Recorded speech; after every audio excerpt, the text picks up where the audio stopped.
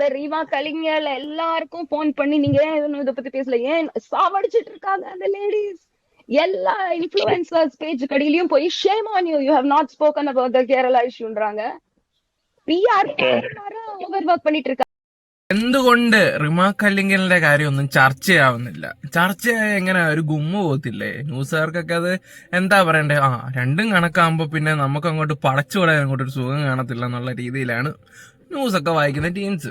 Okay, അപ്പൊ ഈ ഒരു കേസ് കേട്ട് കുറച്ച് ആൾക്കാർ മെസ്സേജ് അയച്ചു, എടാ എന്താടാ നീ അതിനെ കുറിച്ചൊന്നും സംസാരിക്കാത്ത.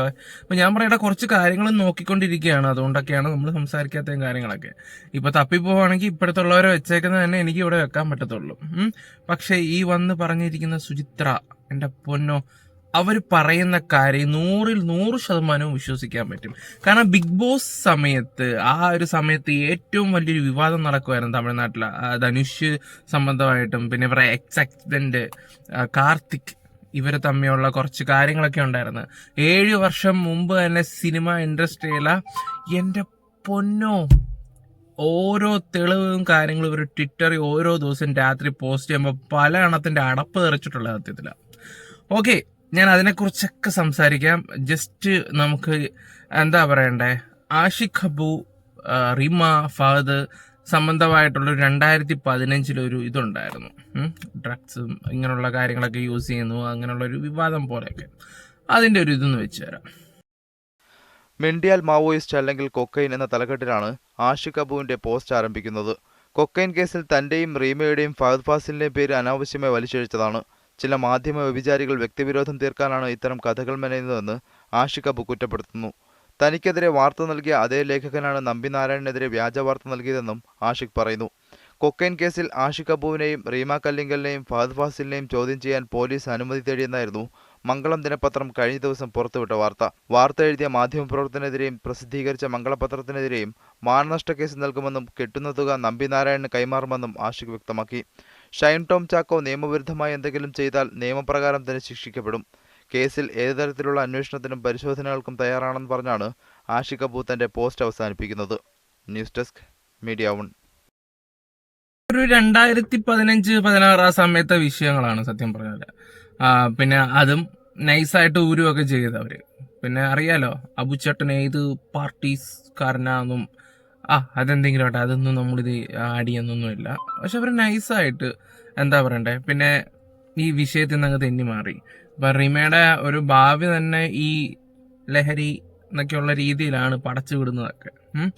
അത് മാത്രമല്ല, പിന്നെന്താ, ഈ സിനിമ ഇൻഡസ്ട്രിയുമായിട്ടുള്ള കുറച്ച് പെൺകുട്ടികളും ഇവരുടെ വീട്ടിൽ പാർട്ടിയും കാര്യങ്ങളും ഒക്കെ ആയിട്ട് വരികയും എന്താ പറയണ്ടേ, അതിനെക്കുറിച്ച് വെർജിനിറ്റി നഷ്ടപ്പെടുക, അങ്ങനെയൊക്കെയുള്ള ടോക്കാണ് ഇപ്പോൾ കൂടുതലും സംസാരം വന്നിരിക്കുന്നത്. അത് പറഞ്ഞത് ഞാൻ പറയില്ല, സുചിത്ര തന്നെയാണ് ഈ കാര്യങ്ങളെല്ലാം പുറത്തുവിടുകയൊക്കെ ചെയ്തത്.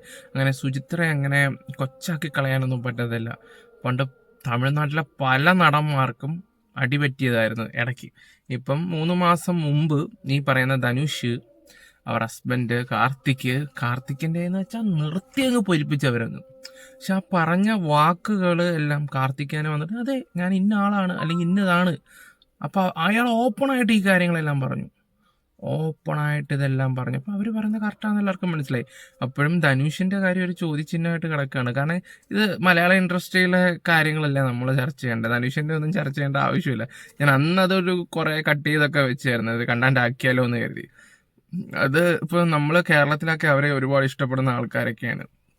ഞാൻ ആ കാര്യങ്ങളൊക്കെ പറഞ്ഞാൽ നീ ആരാടാന്ന് ചോദിച്ചാൽ തീരാന്നേ ഉള്ളൂ, ഇതൊക്കെ എന്തിനാ ഇവിടെ കൊണ്ടുവരുന്നതെന്ന് പറഞ്ഞാൽ അത് അവിടെ പോവും.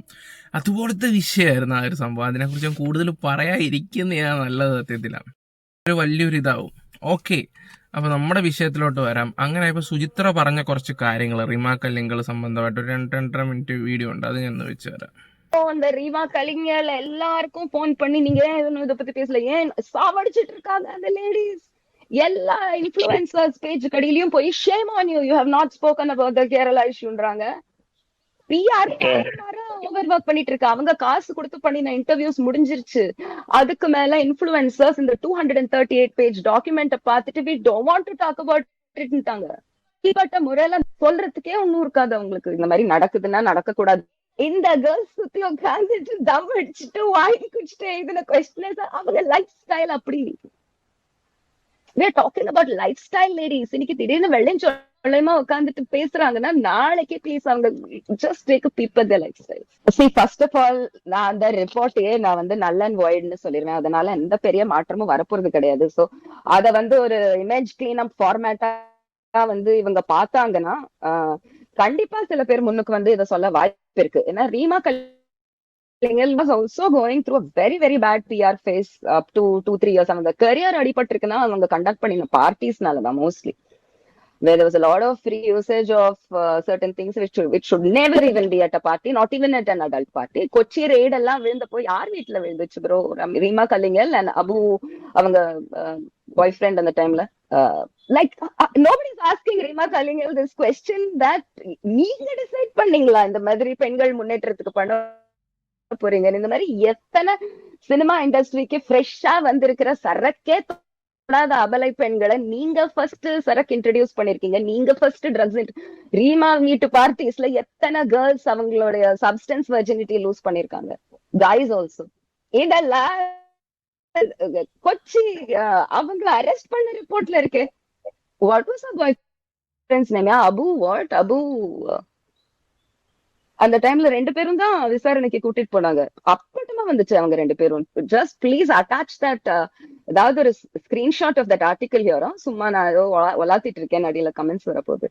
நானே ஷாக் ஆனேன். ஓ, Reema Kallingal does this what அப்படின்ட்டு. அந்த ஆர்டிகல் படிச்சுதான் எனக்குமே தெரியும் அந்த டைம்ல. அப்புறம் நான் வந்து அவங்க பார்ட்டிஸ்க்கு அடிக்கடி போற மலையாளம் மியூசிக் டைரக்டர்ஸ் எல்லாம் நிறைய சொல்லுவாங்க என்கிட்ட என்ன நடக்குதுங்கன்ட்டு. ஐயோ, நாங்க அவங்க பார்ட்டியில வர சாக்லேட் தொடவே மாட்டோம் அப்படிங்குவாங்க. எனக்கு அதை பத்தி சொல்றதுக்கு ஒண்ணுமே இல்ல. இந்த தேதிக்கு சில நடிகர்கள்லாம் 2 லைன் நான் அடிக்கலைன்னா என்னால நடிக்கவே முடியாது, நான் செட்டுக்கே வரமாட்டேன்றாங்க. സോ அப்பனே லைன் കോലം പോട്ട് കൊടുക്കണം. ഇവര് മ്യൂസിക് ആണല്ലോ മെയിനായിട്ട്. സുചിത്രയുടെ പാട്ടൊക്കെ പറഞ്ഞ് വേറെ ലെവല് പാട്ടൊക്കെയാണ്. എനിക്ക് തോന്നുന്നു നമ്മുടെ മലയാളികളുടെ മനസ്സിലൊക്കെ എന്താ പറയണ്ടേ, ഇവരുടെ വോയിസ് ആണ് സത്യം പറഞ്ഞത്. പക്ഷെ സുചിത്ര അറിയാത്തവരാണ് സത്യം പറഞ്ഞാൽ കൂടുതലും. ഇവര് ഇങ്ങനെ ഇരുന്ന് സംസാരിക്കുന്ന നമ്മളെ വിചാരിക്കും ഇവരെന്തോ കിറങ്ങിയിരുന്ന് സംസാരിക്കുക എന്നല്ല, പക്ഷെ അവരുടെ പാട്ടും കാര്യങ്ങളൊക്കെ കേൾക്കണം.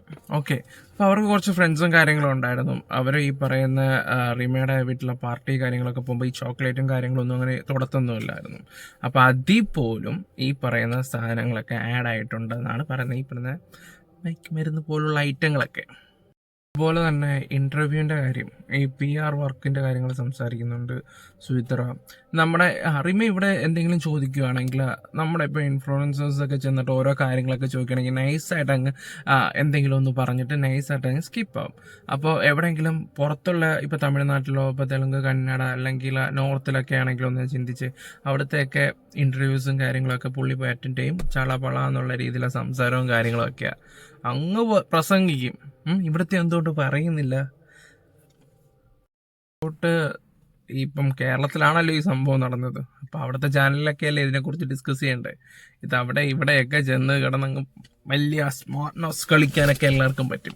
പക്ഷേ ഈ എന്താ പറയണ്ടേ, ഈ സുചിത്ര പറയുന്നത് ആരും തള്ളിക്കളയരുത്. പിന്നെ ഇത് മീഡിയ ചർച്ച ചെയ്തില്ല. മീഡിയക്കാർക്ക് നടന്മാർ അപ്പോൾ അവന്മാരെ വധിക്കണം, അതാണ് അവർക്ക് മെയിനായിട്ട്. ഇപ്പോൾ ജയസൂര്യയുടെ പേര് കിട്ടിയ പിന്നെ അവർക്ക് ആഘോഷമാണ് സത്യം പറഞ്ഞാൽ.